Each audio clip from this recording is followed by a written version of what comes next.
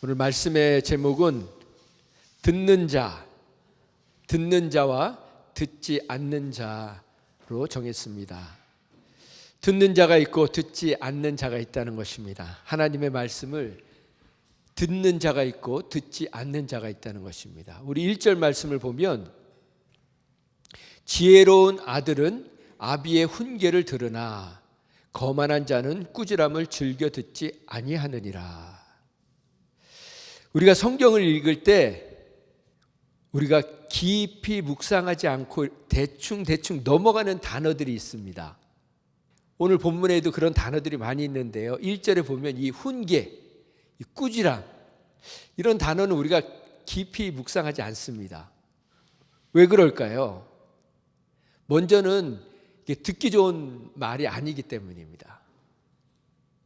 우리는 잘했습니다, 잘하고 있습니다, 이런 말을 듣고 싶지 훈계하고 책망하고 꾸지람을 하는 이런 말을 듣고 싶지는 않습니다. 저도 그렇습니다. 칭찬과 격려가 되는 말을 듣고 싶어 하지 이런 말들은 좋아하는 단어가 아니기 때문에 깊이 묵상하고 싶지 않은 단어들입니다. 또 우리가 이렇게 깊이 묵상하지 않는 단어들이 왜 그런 이유가 있냐면 이 단어들에 대한 선입견이 있기 때문입니다. 선입견, 편견이 있기 때문입니다. 우리가 단어에 대한 선입견과 편견을 갖는 이유는 다름 아니고 말씀에 대한 무지 때문에 그렇습니다. 우리가 말씀을 제대로 알면 그 단어 하나하나, 문장 하나하나, 그 글자 하나하나가 얼마나 우리에게 소중한 말씀인지 깨닫게 됩니다. 그러면 거기서 어떤 것 하나도 빼고 싶지 않은 마음이 말씀을 깊이 읽으면 우리 안에 그런 마음이 일어납니다.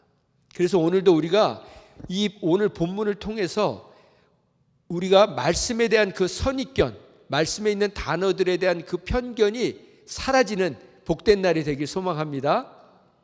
그래서 정말 성경의 한자 한자 단어 하나가 얼마나 하나님에게 우리에게 필요해서 주신 말씀인지 단어인지 다시 한번 새롭게 깨닫는 시간이 되기를 원합니다. 그 참 의미와 가치가 회복되는 날이 되길 원합니다. 우리가 이 훈계, 꾸지람 이런 단어가 신약 성경에도 나옵니다. 우리가 새벽 예배 때 살펴봤죠. 디모데후서 3장 16절 말씀 같이 읽어볼까요? 시작. 모든 성경은 하나님의 감동으로 된 것으로 교훈과 책망과 바르게 함과 의로 교육하기에 유익하니. 여기에 바로 이 단어들이 있습니다. 오늘 우리가 잠언 13장 1절에서 본 훈계와 책망, 꾸지람이라는 단어가 여기 책망과 바르게 합니다, 의로 교육하기에 유익하니, 여기 이게 다 같은 의미입니다. 그러니까 오늘 본문 1절에 나와 있는 훈계와 깨달음이란 것은 바로 하나님의 훈계와 꾸짖음이라는 것입니다. 그래서 우리는 말씀으로 자녀된 우리를 훈계하시고 책망하시고 꾸짖는 그 아버지의 마음으로, 아버지의 시선으로, 시각으로 오늘 말씀을 대해야 된다는 것입니다. 그러면 오늘 본문 말씀인 13절 말씀도 쉽게 이해가 됩니다. 우리 13절 말씀 같이 읽어볼까요? 시작. 말씀을 멸시하는 자는 자기에게 패망을 이루고 계명을 두려워하는 자는 상을 받느니라. 계명이란 곧 말씀을 의미합니다. 그런데 말씀을 멸시하는 자, 무시하는 자는 어떻게 된다고 했습니까? 패망한다고 했죠. 그러나 말씀을 두려워하는 자, 계명을 두려워하는 자, 말씀을 두려워하는 자는 어떻게 된다고 했습니까? 상을 얻는다고 했습니다. 하나님의 말씀을 존중하는 사람, 귀하게 여기는 사람은 상을 받는다고 하시는 것입니다. 우리가 그 말씀을 창세기에서 찾아볼 수 있습니다. 창세기 19장에 보면 소돔과 고모라가 멸망하기 전에 천사들이 룻을 찾아가서 말을 전해줍니다. 소돔과 고모라가 멸망당할 때 롯이 그 사위들을 찾아갑니다. 그 말씀이 19장 14절 말씀입니다. 같이 읽어볼까요? 시작. 롯이 나가서 그 딸들과 정원한 사위들에게 고하여 이르되 여호와께서 이 성을 멸하실 터이니 너희는 일어나 이곳에서 떠나라 하되 그 사위들이 농담으로 여겼더라. 실없는 소리를 한다면서 비웃었다는 겁니다. 결국은 어떻게 됐습니까? 소돔과 고모라와 함께 멸망당했죠. 이처럼 하나님의 말씀을 무시하고 멸시하는 자는 패망당한다는 것입니다. 근데 우리가 이 패망당한다는 단어를 우리가 좀 보기 원하는데요. 패망이라는 게 사전적인 의미로는 싸움에 져서 망한다 이렇게 되어 있습니다. 그냥 망하는 게 아니고 싸움에 져서 망한다는 것이에요. 하나님의 말씀을 무시하고 멸시하는 사람은 싸움에서 진다는 것입니다. 영적인 싸움에서도 지지만 모든 싸움에서도 진다는 것입니다. 무슨 얘기냐면 이겨도 이긴 게 아니라는 것입니다. 하나님의 말씀을 무시하는 자는.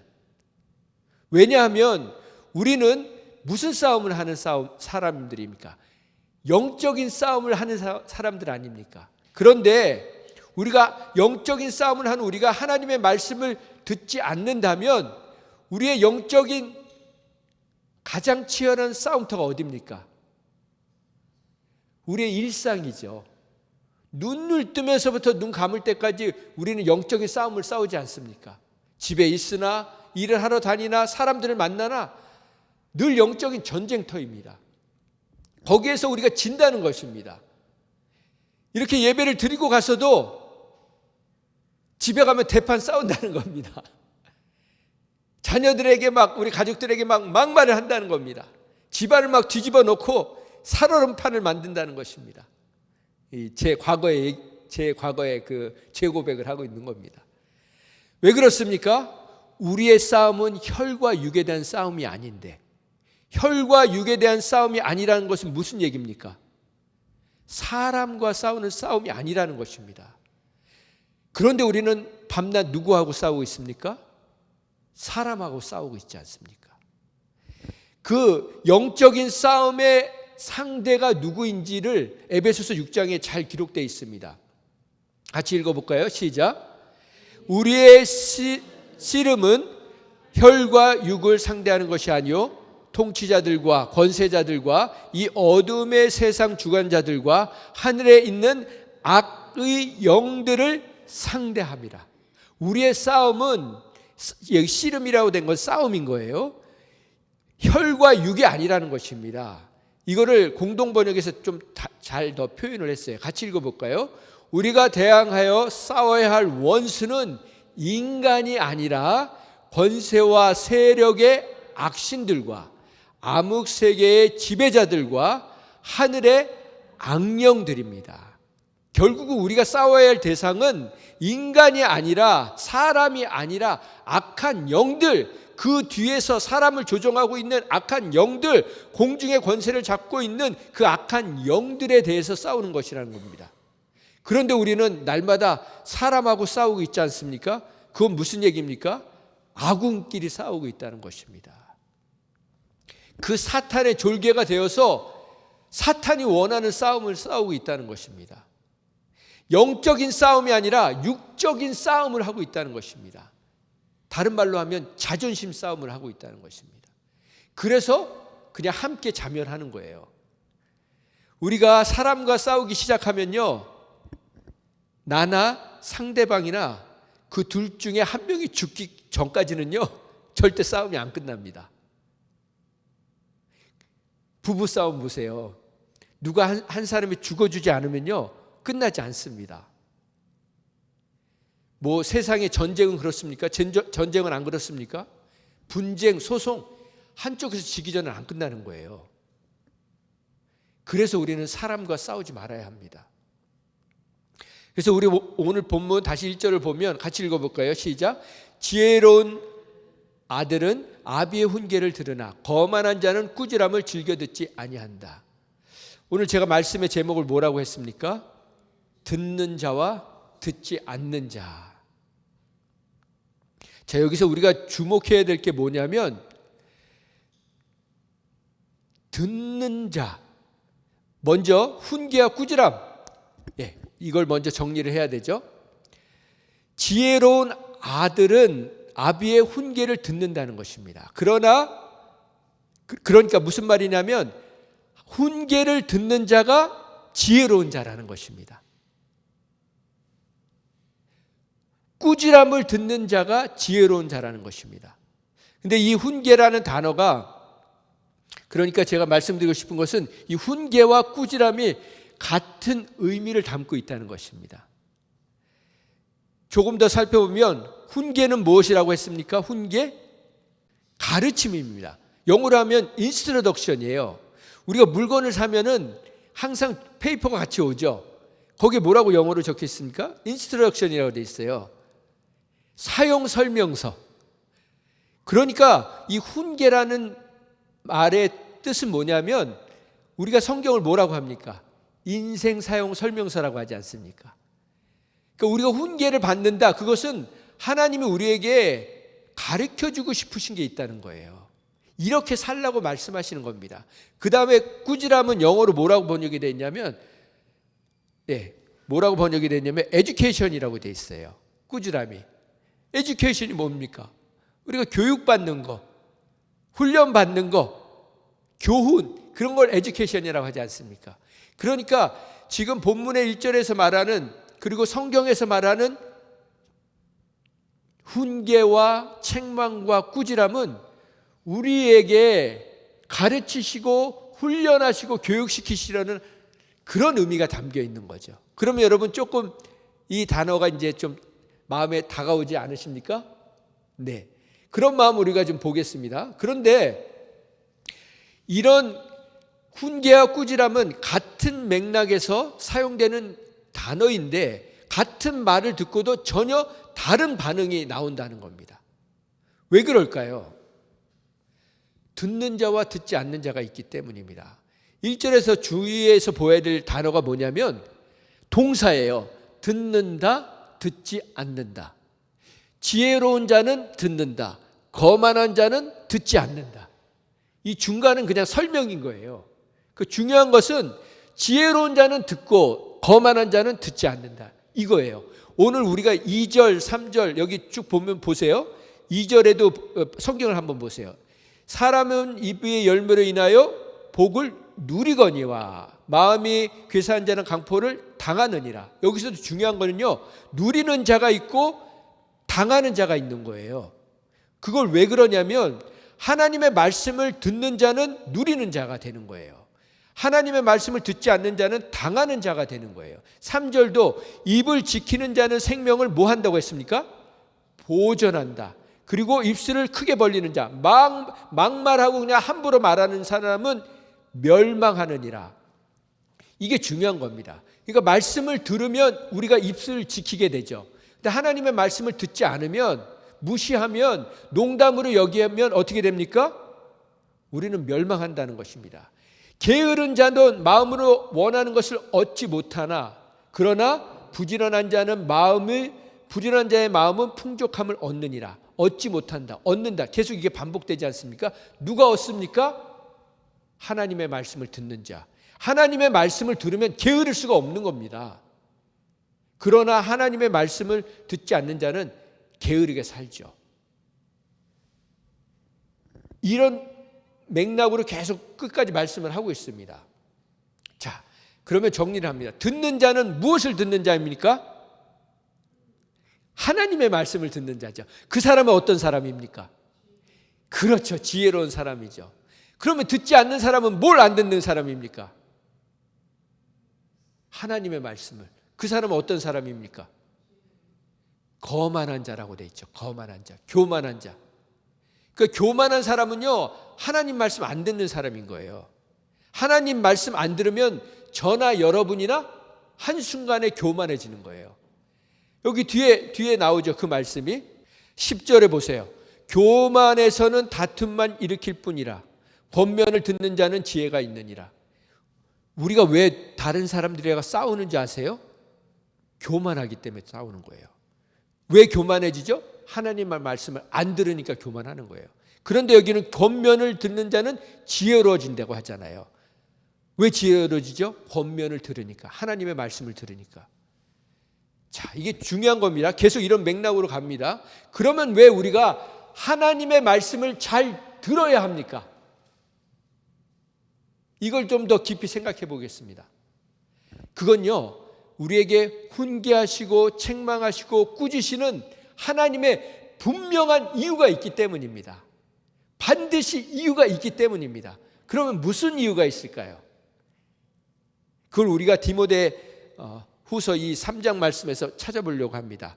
먼저 다시 한번 읽어볼까요? 시작. 모든 성경은 하나님의 감동으로 된 것으로 교훈과 책망과 바르게 함과 의로 교육하기에 유익하니, 모든 성경, 모든 말씀은 이런 능력이 있다는 것입니다. 그러고 나서 17절 말씀에 그 해답을 가르쳐줘요. 왜 하나님이 우리를 책망하시는지, 왜 우리를 꾸짖으시는지 17절에 그 말씀이 기록되어 있습니다. 같이 읽어볼까요? 시작. 이는 하나님의 사람으로 온전하게 하며 모든 선한 일을 행할 능력을 갖추게 하려 합니다.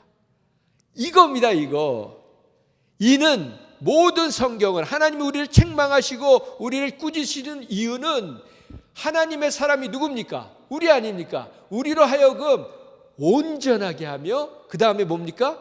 모든 선한 일을 할 수 있는 능력을 주시기 위해서라는 것입니다. 그래서 우리를 책망도 하시고 꾸짖기도 하신다는 것입니다. 모든 선한 일에 적합한 사람이 되도록, 빈틈없이 대비할 수 있도록 우리를 그렇게 하시기 위해서 책망하시고 훈계하시고 꾸짖으신다는 겁니다. 이게 얼마나 감사한 말씀입니까? 그냥 너 잘못했으니까 막 드립다 대고 막 욕하고 막 혼내는 게 아니고, 하나님이 우리를 훈계하시고 책망하시는 이유는 뭐라고 했습니까? 모든 선한 일을 행할 능력을 갖추게 하시기 위함이다. 이걸 믿으시기 바랍니다. 그래서 우리는 꾸지람을 들을 때, 책망의 말씀을 들을 때 자기 연민에 빠지지 말아야 합니다. 자기 연민은 무엇입니까? 누구도 날 사랑해 주지 않아요. 나는 언제나 제대로 된 사랑을 받을까? 이게 아니라는 것입니다. 왜 그렇습니까? 예수님께서 저와 여러분을 죽으시기까지 사랑하지 않으셨습니까? 그런데 그 사랑을 우리가 받았는데 더 필요한 게 뭐가 있습니까? 그래서 우리는 자기 연민이 막 들려고 할 때마다 나에게 선포해야 됩니다. 정신 차려. 왜요? 우리가 그동안 무슨 사랑에 속았습니까? 가짜 사랑에 속아서 여태껏 살아오지 않았습니까? 그런데 이제 진짜 사랑을 받았는데 가짜와 진짜를 우리가 혼동하고 있지 않습니까? 우리 인간은, 저와 여러분을 비롯해서 우리 모든 인간은요, 어떤 인간도 온전한 사랑, 완전한 사랑 못 줍니다. 남편도, 아내도, 부모도, 자식도, 목회자도, 성도도 우리는 누구도 온전한 사랑을 줄 수 없습니다. 우리가 사랑하는 사랑은 뭘까요?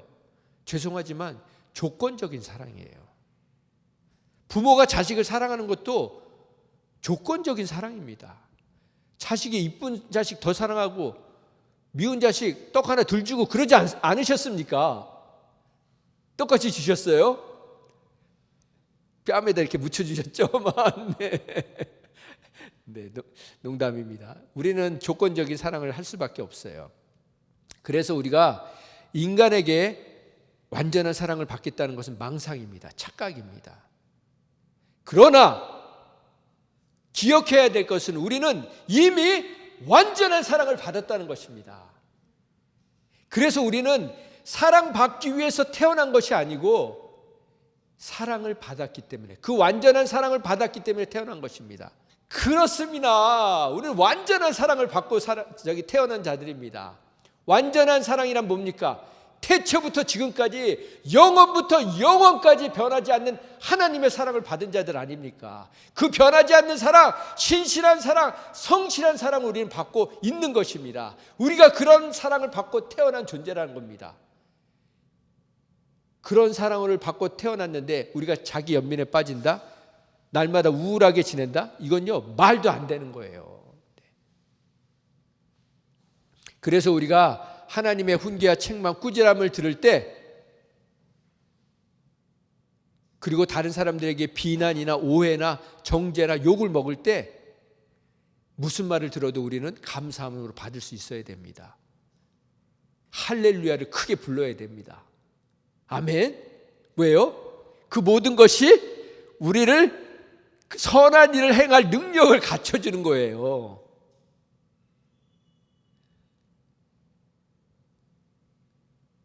나무를 잘 자라게 하고 해서 그 나무가 열매를 잘 맺게 하려면 뭐가 있어야 됩니까?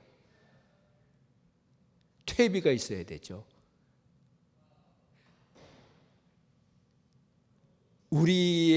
우리가 정말 영적으로 성숙하기 위해서는요, 오물이 있어야 되는 거예요.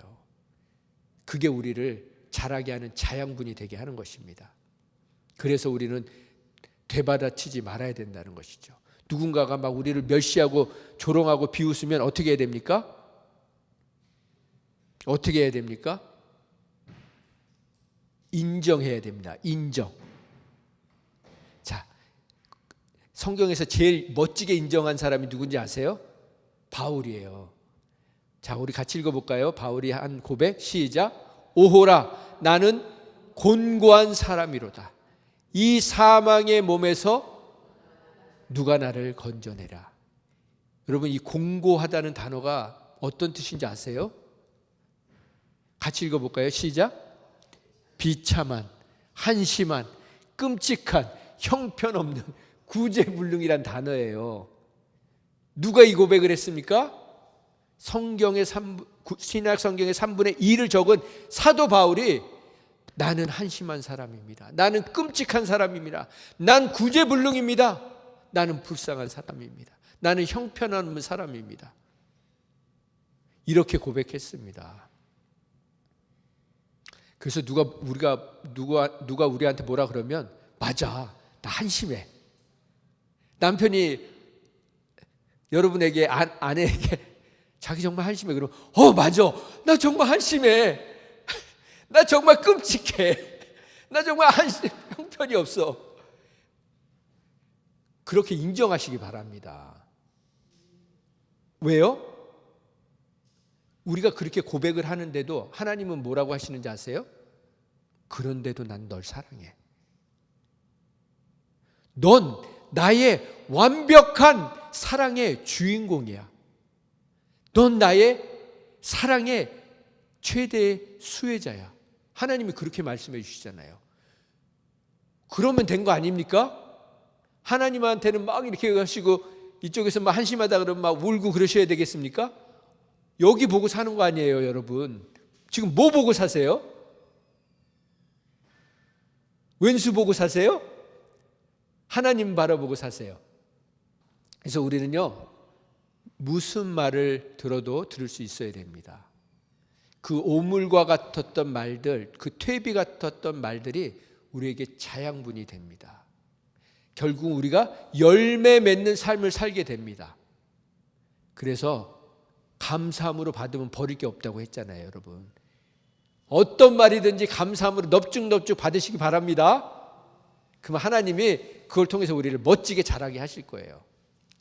제가 들었던 그 가장 큰 책망, 꾸지람, 지금도 잊지 않는 그 꾸지람, 책망, 이 부끄러운 지적당한 일이 있거든요. 뭐 많이 있지만 그 중에 하나가 뭐냐면 제가 제 아내를 사랑하지 않는다는 말을 들었을 때예요.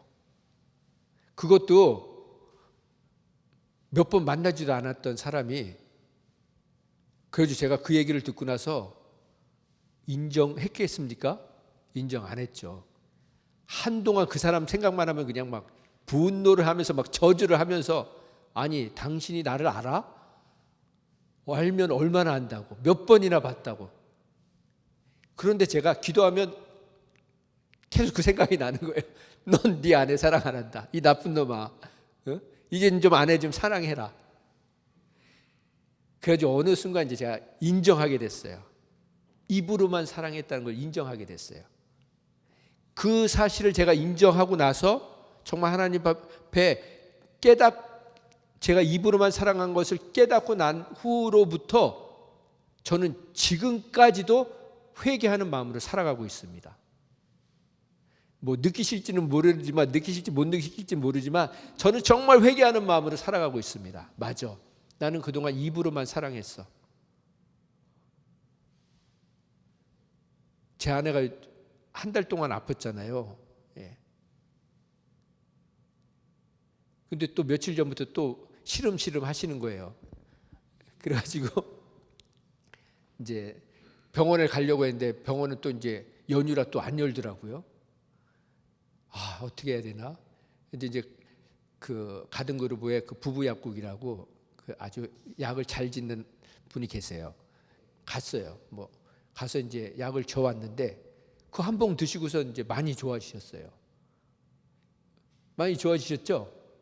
예. 그러면서 제가 회개를 했습니다.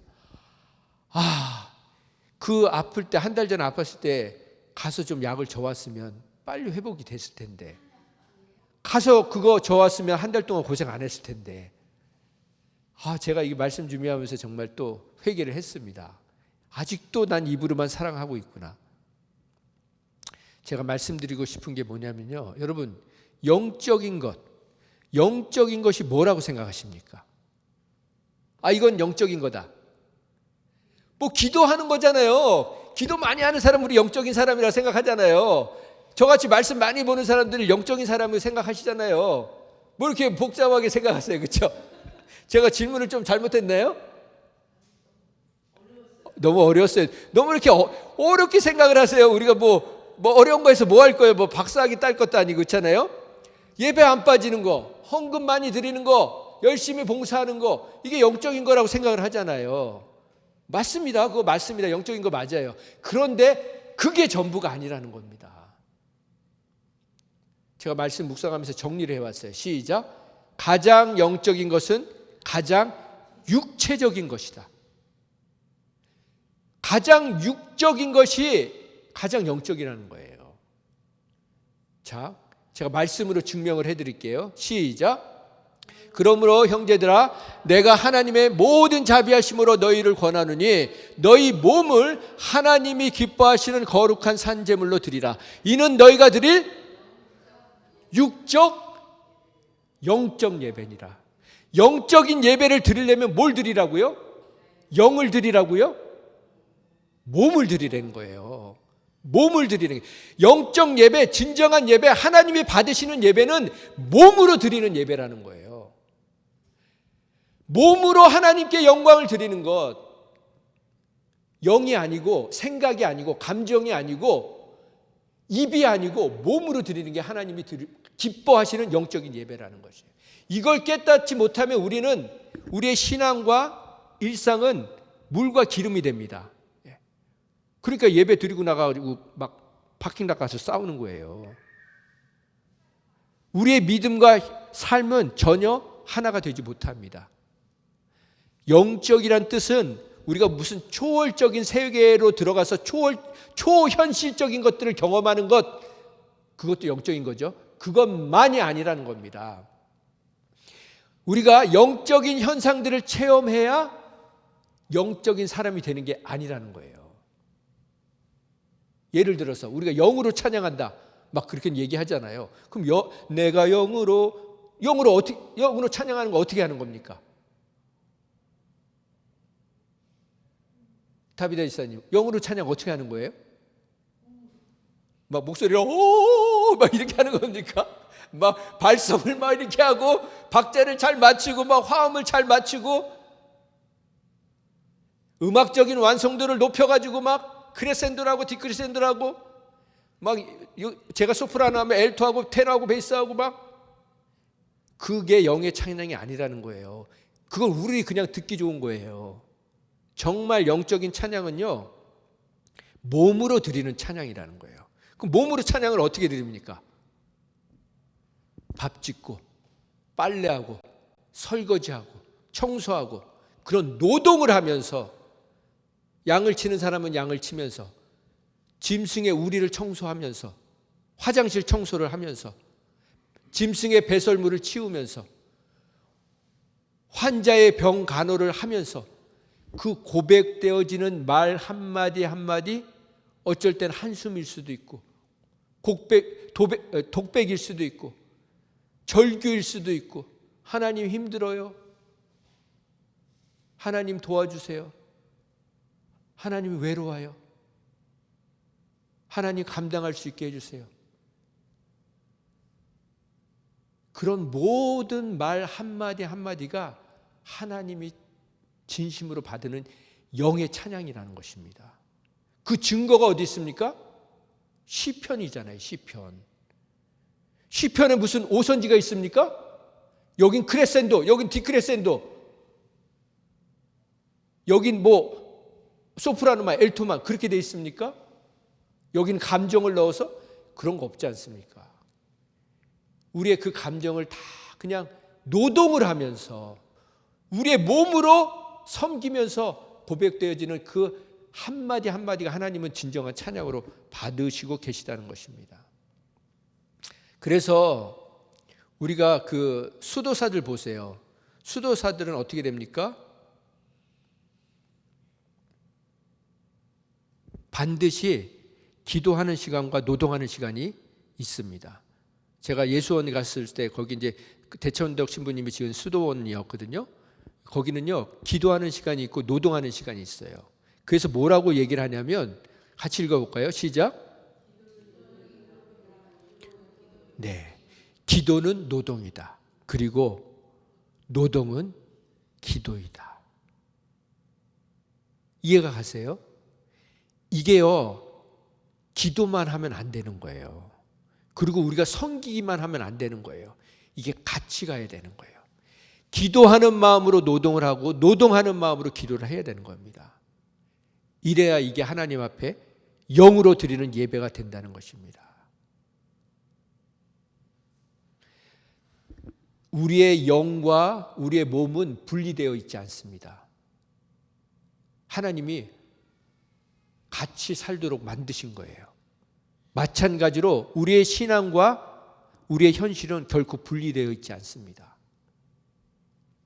무슨 얘기냐면, 하나님을 사랑하면 반드시 우리는 사람을 사랑하게 되어 있습니다. 영적으로 충만하면 반드시 우리는 몸으로 섬기게 되어 있습니다. 입술로만 섬기지 않습니다. 분리되면 안 된다는 겁니다. 그래서 제가 이걸 저한테 적용을 했어요. 그 설교 준비하는 전날은 저희 집안은 그냥 아주 그냥 쥐죽은 듯이 쭉 해야 됩니다. 왜요? 제가 그냥 예민해져 있잖아요. 안테나를 이렇게 꾸리고 막 인상 쓰면서 막 말씀을 판다고 막 이러고 있잖아요. 막 말씀을 나오는 것도 없는데 막 파고 있잖아요. 막 북북북 긁고. 그러니까 막 집안에서 그냥 막 아빠 말씀 준비하니까 조용히 그냥 하고 막 제 안에 말도 안 걸고 막 이제 그러죠. 그러고 나오는 말씀이니 심령과 골수를 쪼개겠습니까? 사람들에게 상처나 주죠, 그렇죠? 그래가지고 말씀 준비할 때 보면 가족 전체가 고통을 당했습니다. 근데 지금은 그렇게 심각한 표정으로 준비하지 않습니다. 될 수 있으면 제가 가족에게 방해되지 않는 시간에, 아니면 방해가 되면 제가 그라지로 간다든지 파킹라스로 간다든지, 그래서 집안에서 마음껏 어떻게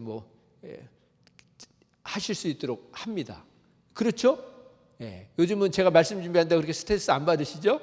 그리고 말씀 보다가 이제 준비하다가 이제 잠깐 나오면 이제 또 이제 필요한 거 부탁합니다. 여기 좀 해달라고. 그러면 제가 인상 안 씁니다. 옛날 같으면 막 이러는데, 그렇죠?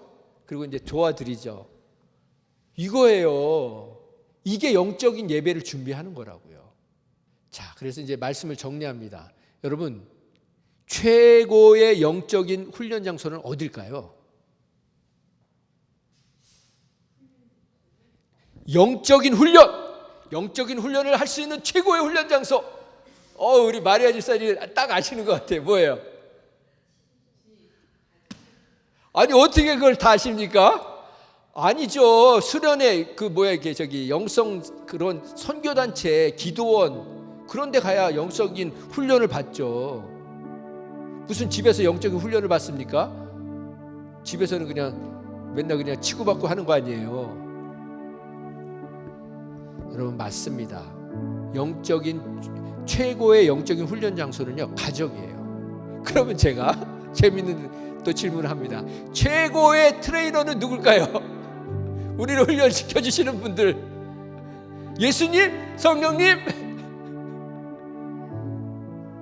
내 배우자, 내 자녀분들 아니에요, 여러분. 그분들한테 고마워하셔야 됩니다. 하나님이요 나를 부수고 갈아엎고 뜯어 고칠 수 있는 최고의 사람을 붙여주신 거예요. 그 사람을 어떻게 붙여주셨습니까? 24시간 붙여주셨잖아요. 얼마나 감사합니까? 왜요? 우리에게 모든 선한 일을 행할 수 있는 능력을 주시려고. 다른 거 없습니다. 제가 재미있는 영상 하나 보여드릴게요. 운동기구가 있죠. I made 아빠 hit 1 mile. 예진이가 쓴 거예요. 너무 행복해가지고 막 웃고 울고 막 그러잖아요.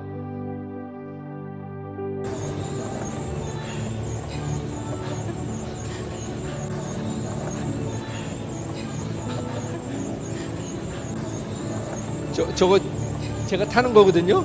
제가 왜 저러고 탔는지 아세요? 이게 계속 도는구나. 그래서 이제 애들이 썼어요. 아니 아빠 왜 저렇게 타고 있어? 제가 이제 대답을 해줬죠. 보통은 10분을 달리는데 이제 예진이랑 일주일에 한 번씩 운동을 가거든요. 걔가 트레이너예요, 쟤.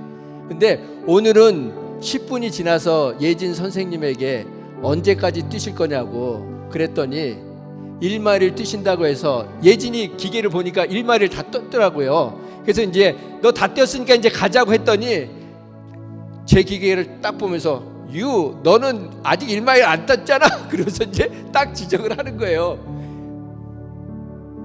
저는 보통 이제 10분 뛰니까 이제 얘가 1마일 뛰니까 이제 물어본 게 힘드니까 보니까 얘는 1마일 다 뛴 거예요. 1마일 뛴다고 해서. 그래서 이제 기다렸더니 저한테 손을 딱 쥐는 거예요.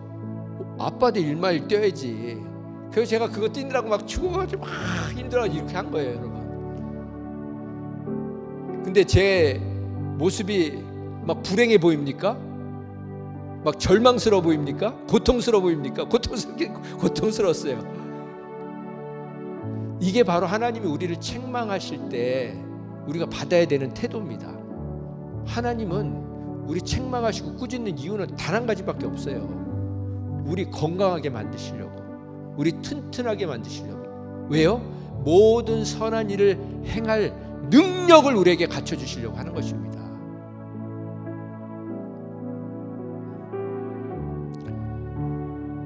누구를 통해서요? 우리 배우자와 자녀들을 통해서. 톨스토이가 쓴 그 단편집에 보면 그 세 가지 질문이란 단편집이 있습니다. 거기 보면 왕이 많은 그 신하들을 모아놓고 세 가지 질문을 해요. 너무 궁금하고 자기에게 절대적으로 필요한 것. 근데 이 신하들이 대답을 못 해줍니다. 그 어떤 질문이냐면 자기가 인생에서 가장 중요한 때는 언제인가? 가장 중요한 사람은 누구인가? 가장 중요한 일은 무엇인가? 이걸 왕으로서 늘 고민하고 있는 거예요. 여러분도 그렇지 않습니까? 여러분과 저도 그렇지 않습니까? 내 인생의 가장 중요한 때는 언제인가? 그리고 가장 중요한 사람은 누구인가? 가장 중요한 일은 무엇인가? 우리가 늘 이거 고민하고 사는 거잖아요. 여러분에게 가장 중요한 때는 언제입니까? 톨스토이는요 여기서 무슨 얘기를 하냐면 나중에 이제 그 어떤 예화를 하나 들은데 시간이 없어요. 그건 빼고요. 가장 중요한 때는 바로 지금이라는 거예요. 바로 지금. 언제나 바로 지금이 가장 중요하다는 거예요. 그 다음에 가장 중요한 사람은 누굴까요? 가장 중요한 사람. 지금이 가장 중요한 때라면 그렇죠. 지금 나와 같이 있는 사람이 가장 중요한 사람이라는 거예요. 그러면 가장 중요한 일, 그건 뭘까요? 그렇죠. 더 구체적으로 얘기하면 그 사람을 사랑하는 거예요. 그 사람에게 선을 행하는 거라고요.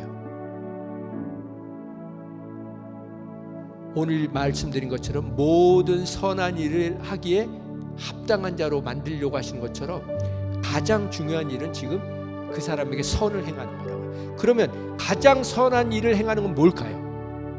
그건 두말할 것도 없이 예수님을 소개하는 거예요. 우리가 예수님의 마음을 드러내 주는 거라고요. 전달해 주는 거라고요. 그러면 예수님을 전달해 줄 수 있는 가장 좋은 방법은 뭘까요? 그 사람 앞에서 기도하는 거예요. 손잡고서 막 쭉 해가지고 기도가 필요한 사람은 기도해 줘야겠죠. 그러나 기도는요, 하나님 앞에서 우리가 단둘이 하는 거예요. 24시간 기도도 하지만 그 사람을 위한 중보 기도는, 제가 그래서 여러분한테 기도할 때 그런 기도 잘 안 해요. 여러분 손잡고 우리 사랑하는 집사님 뭐 이렇게 해주시고, 이런 기도 되게 쑥스러워서 안 해요. 그건 그냥 하나님하고 저하고 하면 되는 거예요. 제가 헌금 기도도 여기서 잘 안 해요. 근데 제가 집에 가면 그것들 기도해요. 기도는 그냥 하나님하고 하면 되는 거예요. 그럼 뭐 해야 되죠? 몸으로 구체적으로 우리가 할 수 있는 선을 행해야 됩니다. 그래서 제가 적용할 수 있는 걸 말씀드릴게요. 여러분, 여러분의 배우자를 좀 기쁘게 해줄 수 있는 걸 좀 연구를 좀 하세요. 어떻게 하면 내 배우자를 행복하게 해줄 수 있을까? 우리 에스더 집사님처럼, 그쵸? 어떻게 하면 우리 요한 집사님을 맛있게 먹여드릴 수 있을까? 그거를요 좀 연구를 하라는 거예요. 기도할 때 그런 거 지혜를 달라고 기도하셔야 돼요. 무슨 돈벼락 받게 해달라고 그런 기도하시는 게 아니고, 하나님, 내 배우자를 어떻게 하면 행복하게 해드릴까요? 기쁘게 해드릴까요? 그런데 이런 연구를 안 한다는 거예요. 우리가 연구를 안 하기 때문에, 기도를 안 하기 때문에, 하나님, 내 배우자가 왜 저럴까요? 이거를 반복되어지는 그 행동과 말에 대해서 생각을 안 하기 때문에 우리가 계속 다툼이 멈추지가 않는 것입니다. 그냥 일방적으로 사랑을 표현하기 때문에, 일방적인 사랑을 받는 사람은 어때요? 고통스러워요. 제가 어렸을 때 제 아이들한테 막 애들 괴롭히고 나서 막 그러고 나서 애들이 뭐라고 하면, 그래도 그렇게 아빠가 좋아? 그렇게 아빠가 좋아? 쟤네들은 힘들다고 막 아빠 싫다고 그러는데 그렇게 아빠가 좋아? 헛소리만 계속했다고요. 그러니까 애들이 막 손만 대도 막 자지러졌죠. 만지지도 못하게 했죠. 근데 요즘 와서 막 뽀뽀하고 허그하고 뭐 난리 났어요. 왜요? 제가 연구를 많이 했거든요. 어떻게 하면 쟤네들이 좋아할까? 그러니까 별거 없더라고요. 제가 입을 닥치고 있으면 되더라고요. 그리고 양말 떨어져 있으면 그냥 갖다가 옮겨드리고, 그냥 아침이면 제가 요즘 잘하는 거 뭔지 아세요? 그냥 아침에 출근하실 때 그분들 나갈 때는 제가 파킹을 딱딱딱 해드려요. 저녁에 오면 제가 오는 거 딱 보고서 그냥 발레 파킹, 어서 오십시오, 수고하셨습니다. 그래서 가방 들어주고 그냥, 그렇죠? 그럼 이제 집 앞에다 세워놓고 그냥 책 들어가요. 네. 그러니까 너무 화목해지더라고요. 여러분 좀 연구를 하세요. 연구를.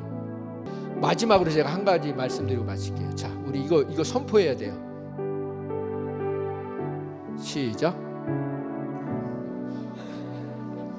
가슴에 손을 얹으시고, 하나님, 제가 양심 있는 배우자가 되게 해주십시오. 여러분, 양심이 있으셔야 돼요. 양심이. 제가 정말 그 감기약 먹고 낫는 거 보고선 정말 얼마나 하나님 앞에 정말 양심도 없는 놈입니다. 저는 회개되니까요. 그래서 우리 배우자 생각하면, 우리 가족들 생각하면 뭐 생각나야 됩니까? 미안하고 고마운 것밖에 생각이 안 나야 돼요. 제가 여러분에게 안 하던 아부를 하나 하겠습니다. 여러분을 생각하면 죄송하고 감사한 것밖에 없습니다. 이 아부는 이제 다시는 안 할 겁니다. 그래서 제가 설교를 짧게 할 수가 없어요. 왜요?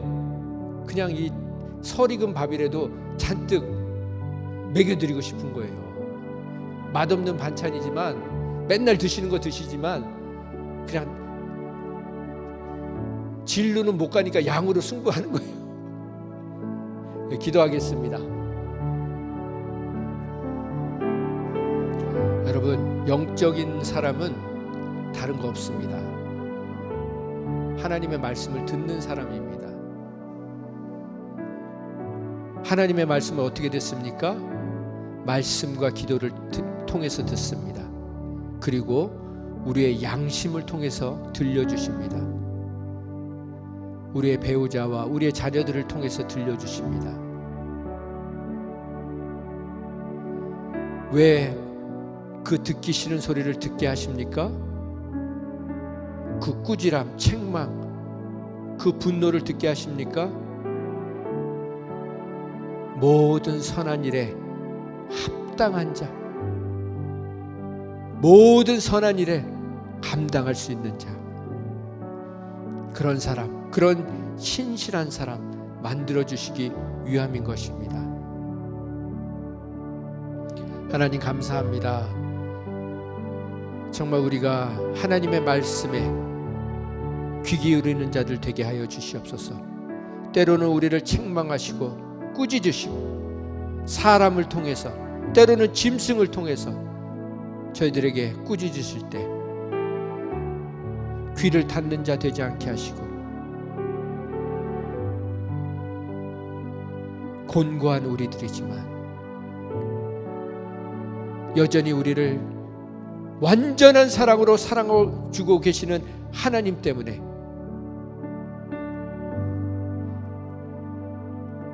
그 모든 말들을 감사함으로 받게 하시고 그것을 통해서 우리가 정말 우리가 사랑해야 될 사람들을 더 진심으로 온전한 마음으로 사랑할 수 있는 저희들 되게 하여 주시옵소서. 그래서 우리의 삶을 통해서 그리스도의 향기가, 생명의 향기가 우리 가정 가운데 또 우리가 머무는 곳에 가득할 수 있도록 인도하여 주시옵소서. 이제는 날마다 우리에게 말씀해 주시는 그 하나님 아버지의 사랑과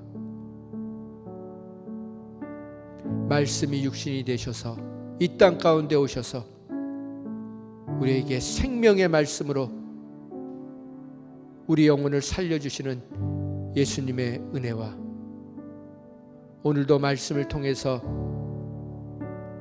우리의 삶이 듣는 자로 살아가기를 원한다고 말씀해 주신 성령님의 그 사랑이 이제는 어떠한 말씀도 하나님의 말씀으로 들으며 그 말씀이 자양분이 되어 모든 선한 일을 행할 수 있는 능력을 가진 자로 살아가기로 작정한 심령 위에 지금부터 영원히 그리스도의 사랑으로 붙들어 주시기를 예수님의 이름으로 축원드립니다.